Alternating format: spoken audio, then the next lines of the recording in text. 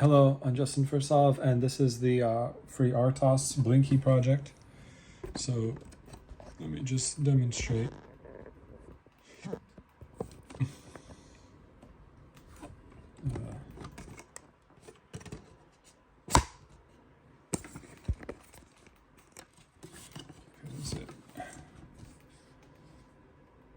Okay, now you can see the, so this one has a strange blink, and then this one too. I was having trouble with this one, and it was probably because I was putting it into this USB extender, and then since it's longer, maybe like some of the signals were losing, they were attenuating by the time that they got to the computer.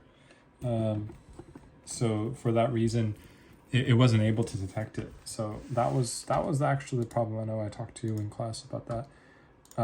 So yeah, so this is the code for the Xilinx, the Zybo board. And then for the STM32, let me just go to the folder.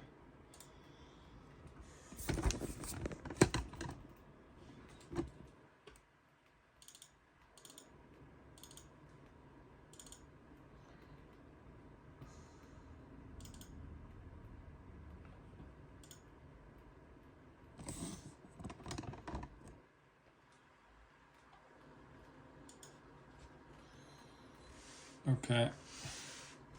So in the STM32 cube, it was the same thing. It just has those two tasks. So the difference between the cube IDE is that you're using the CM sys OS. So that's just like a wrapper that goes on top of freeRTOS. So the difference is like how you start them. So you have your start blank. And then before you go into the while loop, so you create these handles using OS thread new, and then you go to kernel start, and then it should never go to the while loop.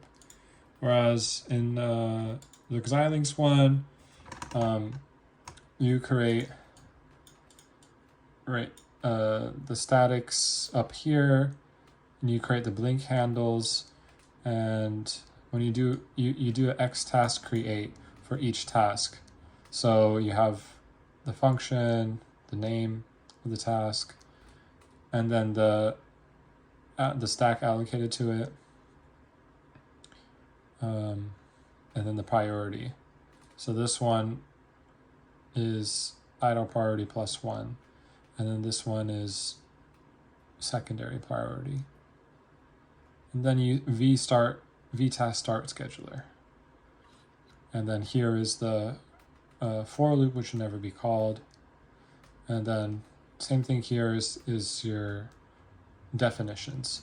So it's pretty much the same. It's just a little bit different about how they're named and how they're actually the tasks were created. You actually have to specify the stack size there. Whereas for these, I don't think. Yeah, these you don't even have to specify the stack size. Okay, thank you, and that's my project.